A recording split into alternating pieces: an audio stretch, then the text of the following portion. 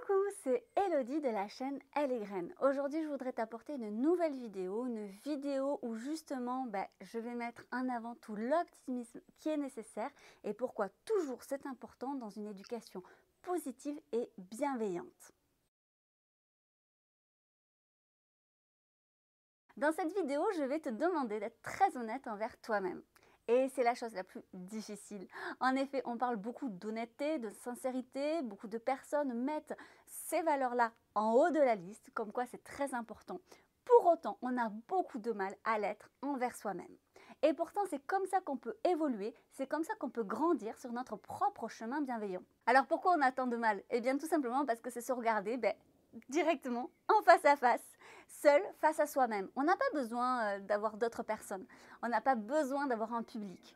Le plus important, c'est de se regarder, juste soi-même, et de se dire, bon ok, là où je pêche, qui je suis vraiment, qu'est-ce que je peux améliorer? Et ça, c'est pas facile, parce qu'on est dans une société, justement, qui n'aime pas tellement mettre en lumière les côtés négatifs, et encore moins ses propres côtés négatifs. As-tu remarqué que pour briller en société, il faut mieux mettre en avant justement ses propres qualités? Personne ne le fera sinon. Et finalement, c'est presque devenu un jeu un peu malsain, si tu veux mon avis, de toujours effectivement mettre en avant ce qu'on sait faire. Parce que celui qui est justement dans l'optique de se remettre en question et qui veut être humble, eh bien passe finalement pour un pauvre petit malheureux qui ne sait pas faire. Et attention justement de ne pas s'enfermer dans ce rôle de victime. Mais à ce sujet, j'ai déjà fait des vidéos. Au-delà du rôle de victime, on peut aussi s'enfermer dans un autre rôle qui est très tendance en ce moment et qui n'est pas forcément bienveillant avec les enfants. En effet, as-tu remarqué qu'en ce moment, il est plutôt tendance justement à être morose, voire défaitiste, parce que ça passe pour de l'idéalisme. Bref, ce petit style blasé, eh bien, c'est très en vogue. Eh bien oui, parce que qui dit naïf dit trop gentil, dit pas intelligent. En effet, on a souvent tendance à faire deux catégories de personnes. Ceux qui sont réalistes, qui voient vraiment la vraie vie telle qu'elle est et qui justement savent exactement de quoi il s'agit. Ils sont pas négatifs, non, ils sont idéalistes. Et ils font cette petite moue comme ça, voilà. Ils ne veulent pas forcément sourire et mettre en avant tout ce qui ne va pas. Et il y a l'autre catégorie, la catégorie des gens qui sourient, qui sont optimistes, mais qui passent pour des gros naïfs, des gros bisounours, qui ne sont pas du tout connectés à la réalité. Et pourtant, tu sais très bien que c'est ni dans une catégorie, ni dans l'autre qu'il faut se positionner. Les deux n'ont pas raison, les deux n'ont pas tort. On n'est pas du tout justement dans cette dualité et on ne devrait pas l'être. Seulement, voilà, parfois ça peut être très néfaste sur les enfants. Et je vais t'expliquer pourquoi. Parce que parfois, lorsqu'on veut être dans cette catégorie un peu des gens blasés, on y retrouve dans cette grande catégorie des personnes qui auront tendance à énormément se plaindre, à énormément voir les choses du côté négatif. Et aussi qui vont jouer à ce jeu qu'on retrouve beaucoup sur tous les réseaux sociaux, c'est à se comparer sans cesse pour savoir qui a la plus grosse poisse, et notamment avec les enfants. Alors il y a plein d'exemples sur la toile. Moi, il s'est passé ci avec mon enfant, moi ça, et puis les photos qu'on met en avant sans avoir l'accord des enfants, bien sûr. Et c'est vraiment à celui qui aura finalement la plus grosse vie de merde. Ou bien les enfants les plus pénibles, ou allons-y franco, l'enfant le plus chiant quoi. Alors oui, bien évidemment que souvent c'est de l'humour et que cet humour permet en règle générale de souffler et d'extérioriser les choses. Et tant mieux, mais il y a peut-être d'autres façons de le faire. Pourquoi? Parce que tout simplement déjà, ce n'est pas du tout bienveillant envers les enfants. Les enfants n'ont rien demandé et en plus, bien souvent, ils ne comprennent pas l'ironie. Alors je te propose un petit exercice qui va faire écho et qui va te donner un exemple. Pour cela, on va transposer la situation d'un parent qui ironise une situation, certainement pas dans la malveillance, mais bon, envers son enfant, à la vie de couple. Alors imaginons une soirée de couple. Plusieurs couples se retrouvent. Et voilà que plusieurs hommes parlent entre eux. Ils rigolent, racontent un petit peu ce qui s'est passé pendant leur semaine. Et puis l'un d'entre eux explique donc à ses amis masculins, aux autres hommes de l'assemblée, que ces derniers temps, sa femme elle est un peu vraiment chiante, que c'est compliqué, que en gros elle a fait ci, elle a fait ça. Il donne des exemples de la vie du quotidien. Les autres surenchérissent et on voit vraiment clairement que tout le monde rigole, tout le monde ironise. Seulement les femmes elles sont à côté. Bah oui.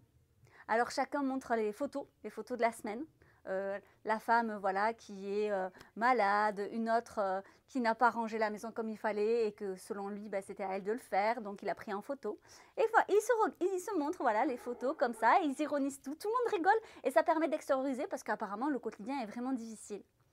Tu crois que toi, en tant que femme ou que ta compagne, dans le sens inverse, t'apprécierais ce genre de blague, d'ironie?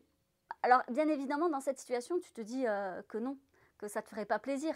Et si ça t'arrive, ça doit vraiment mettre un froid dans ton couple. Et tu aurais raison, parce que finalement, ben, c'est délicat, parce que ça veut dire qu'on se plaint de la personne. Eh bien, c'est un petit peu pareil, finalement, si on reprend l'exemple des enfants. Ton enfant, même s'il n'est peut-être pas au courant, ça peut être blessant. Ça peut être vraiment blessant de savoir que son père ou sa mère se plaint de son comportement qui est certainement très légitime par rapport à son âge, par rapport à son développement, par rapport à son psychisme de là où il en est. Alors oui, parfois on en a marre, oui, parfois c'est difficile d'être parent, bien sûr. Mais si on regarde toujours les côtés négatifs et qu'on est sans arrêt dans la plainte, eh bien déjà ça ne fait du bien à personne. Et tu l'auras compris, encore moins à tes enfants. Mais en plus de ça, ça va être délétère pour ta relation avec ton enfant. Quand on se plaint et qu'on s'apitoie sur son sort, on a forcément une vision biaisée de la réalité. Il y a deux façons de voir un verre, à moitié vide ou à moitié plein. Des fois, ça fait du bien. Ça fait du bien quand ça sort, ça fait du bien de râler, ça fait du bien de s'exprimer, bien évidemment. Et bien sûr qu'il faut accompagner ses propres émotions avec bienveillance. Ça, je t'en ai parlé, j'ai même créé un accompagnement en ligne de 56 outils pour accompagner ses émotions avec bienveillance, qu'importe l'émotion, bien évidemment.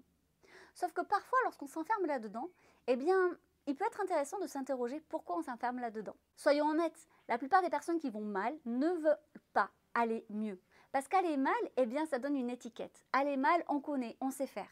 Et parfois, des personnes qui ont eu une histoire personnelle ou une enfance compliquée connaissent vraiment ce pan-là, ce penchant de la vie. Et il est bien plus difficile de changer ça parce qu'il est bien plus facile de garder finalement quelque chose que l'on connaît. Alors ça peut paraître très étrange ce que je dis, pourtant c'est très logique. Tout changement est difficile, qu'importe le changement, même si ce changement peut être bénéfique. Il demande toujours finalement d'abord une dépense d'énergie. En plus, socialement, le fait d'aller mal attire les autres. Alors là, j'avais fait 2 vidéos à ce sujet. La première vidéo, c'est le triangle de Karpman, comment finalement on s'enferme dans un rôle de victime. Du coup, on va attirer certes les sauveurs, mais aussi les bourreaux. Et à ce sujet, du coup, j'avais fait une deuxième vidéo par rapport au pervers narcissique. Enfin, je finirai cette vidéo pour te dire que lorsque tu t'enfermes dans ce rôle finalement de plainte sans arrêt, déjà, donc ce n'est pas bon pour toi, comme je te disais, c'est pas bon pour ton enfant, parce que du coup, il ne comprend pas l'ironie, il ne va pas comprendre, il va se dire que tu passes de mauvais moments avec lui, et ça, c'est vraiment très néfaste pour sa confiance en lui, mais donc du coup pour la confiance également dans la relation que vous allez instaurer ensemble.